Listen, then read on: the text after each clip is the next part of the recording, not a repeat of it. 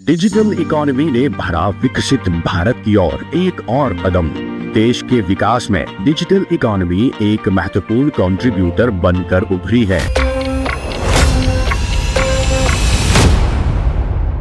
भारत की कुल जीडीपी में डिजिटल इकोनॉमी की हिस्सेदारी 11.74% यानी 4 से 2 बिलियन डॉलर यानी 31.64 लाख करोड़ रुपए की हो गई है।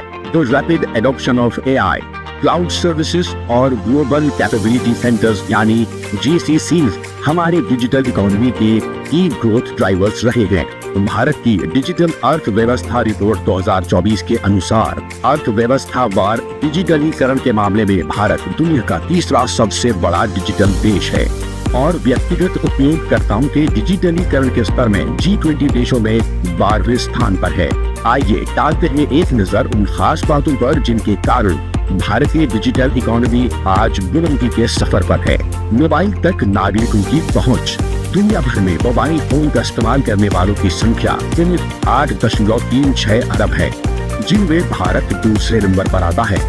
भारत में मोबाइल यूजर्स की संख्या 1.14 अरब है, जबकि अमेरिका मात्र 3.72 करोड़ मोबाइल यूजर्स के साथ तीसरे नंबर पर है।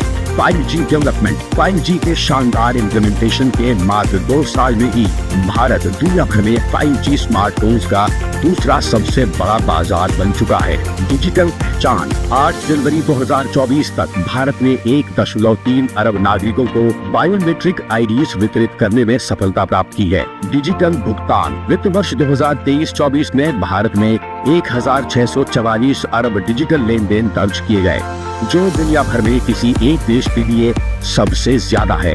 AI projects. गिटहब को एआई प्रोजेक्ट्स के लिए भारत का योगदान 23% है, जो कि दुनिया भर में सबसे ज्यादा है। अमेरिका 14% के साथ दूसरे नंबर पर है। आंकलन है कि 2030 तक हमारी डिजिटल इकोनॉमी भारत की ओवरऑल इकोनॉमी में नियरली 1/5 का कंट्रीब्यूशन कर रही होगी। डिजिटल इकोनॉमी की इस शानदार परफॉर्मेंस के साथ राष्ट्र बढ़ेगा विकसित भारत की ओर एक और कदम।